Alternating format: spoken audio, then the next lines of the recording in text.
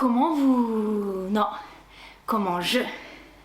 Salut tout le monde, bienvenue sur ce nouveau format dans lequel je vais tout simplement vous aider à apprendre la slack, la highline et tout ce qu'il y a à savoir autour.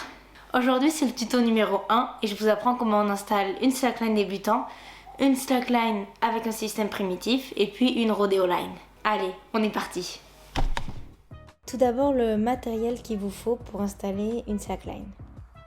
Dans le kit All Around de Slacktivity, vous avez 2 protections d'arbres, on appelle aussi des tripros. Vous avez aussi 2 élingues d'arbres, et puis 2 mousquetons, et enfin une ratchet pour tendre la ligne d'un côté. Et puis évidemment la sangle que vous allez tendre. On commence par accrocher la protection d'arbre autour de l'arbre. Donc très simplement, vous la déroulez, vous l'entourez au niveau auquel vous voulez poser la sangle. L'idée, c'est qu'elle est très très longue ou quoi, vous avez des arbres très très gros et vous la superposez pour mettre juste les lingues par-dessus à la fin. Après, vous avez ce qu'on appelle les élingues d'arbres, qui sont des élingues qui, par définition, ne s'installent autour des arbres. Sur l'élingue, vous avez un petit scratch qui sert à être posé contre la protection. Moi, je vous le fais ici à l'avant, mais l'idée, c'est de toujours mettre la boucle de ceinture à l'arrière de l'arbre.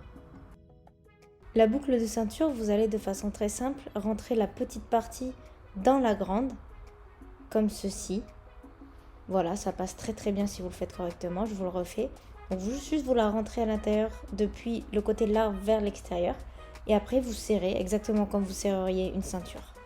Ici, moi, je suis obligée de descratcher pour amener la boucle de ceinture à l'arrière, mais vous, normalement, vous l'avez fait correctement dès le début. Ensuite, nous avons la ratchet. La ratchet, elle s'installe très simplement en clippant le mousqueton à l'intérieur de la boucle et à l'intérieur de l'élingue. Bon, je passe très rapidement sur l'install du deuxième ancrage qui est la même chose, sauf que au lieu de clipper la ratchet, on clippe la sangle directement. On tire ensuite la sangle jusqu'à l'autre ancrage. Bon, moi c'est très proche, mais pour vous normalement c'est un peu plus long. Après avoir ouvert la ratchet en tirant sur la petite poignée, on garde le plat et on vient chercher le bout de la sangle pour le rentrer dans la ratchet. Je rentre de l'extérieur vers l'intérieur dans la ratchet et puis je tire tout mon râpe de sangle.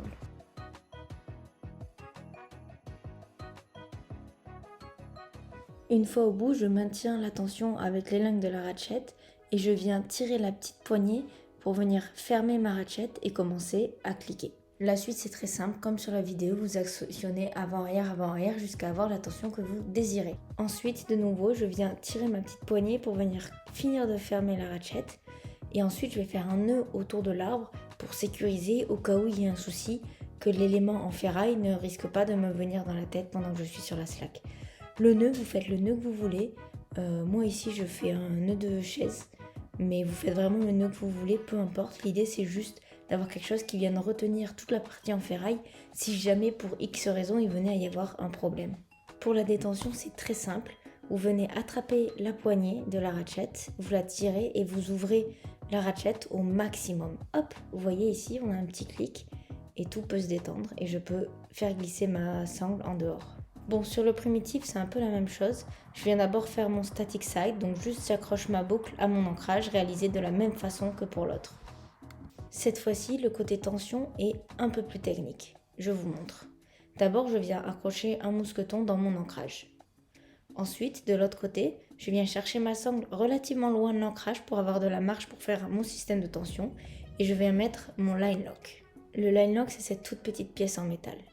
Donc je viens glisser ma sangle en double à l'intérieur du line lock et puis je vais venir enrouler la sangle autour du line lock et repasser à l'intérieur par le même côté duquel je suis rentrée au départ, comme ceci. Ensuite, je viens attraper la boucle que j'ai rentrée et je l'ouvre.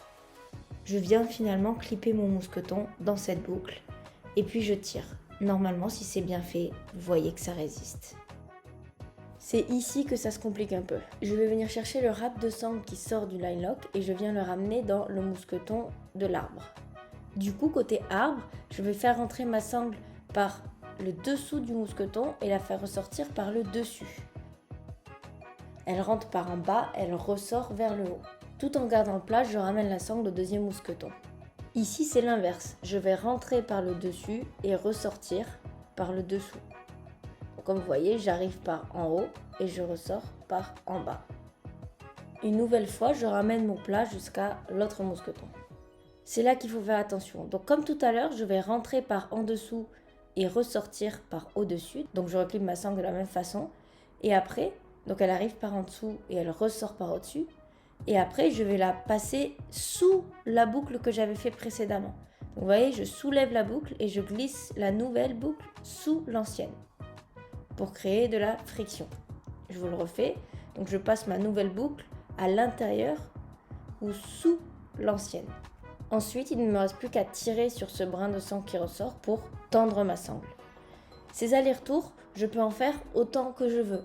L'idée, c'est d'en faire au moins 2 pour engager un peu plus de friction et donc être un peu plus safe. Ensuite, je vais venir fermer tout ça avec un nœud pour éviter que ça glisse. Moi, le nœud, je passe 2 fois autour de mes sangles et puis je le referme en passant ma sangle à l'intérieur de mon deuxième tour et en serrant bien fort. Comme pour le kit all around, après je vais évidemment accrocher mon reste de sangle autour de l'arbre pour éviter un retour un peu catastrophique de matériel en cas de problème. Pour désinstaller, je vais simplement venir défaire mon nœud et ensuite je vais tirer la sangle d'un côté ou de l'autre pour la sortir de sous l'autre et donc arrêter la friction. Je viens tirer sur le côté, voilà, comme ça retient plus et là du coup je peux envoyer du mou et c'est détendu. Plus il y a de tension, plus ça va être dur. Enfin, dernier type de sangle, la rodeo line. La rodeo line, c'est super simple. Je viens rentrer ma sangle dans mon line lock exactement comme juste avant, sauf que là, j'ai pas tout le système de tension parce que l'idée, c'est que la sangle reste molle. Du coup, il faut que je décide où je mets mon line lock pour avoir après toute la tension que je veux, parce que je ne peux plus ajuster la tension une fois que c'est fait. Donc je rentre bien à l'intérieur du line lock comme tout à l'heure, je clipe mon mousqueton et après j'ai juste à clipper ça à mon ancrage. Évidemment, si c'est trop mou ou trop tendu, je peux toujours ajuster la tension en remettant mon line lock à un endroit différent de ma sangle. Et voilà, j'espère que j'ai pu vous aider. N'hésitez pas à me dire en commentaire les prochains tutos qui vous intéressent, mais aussi si vous avez des questions. Et puis on se retrouve la prochaine fois. Ciao!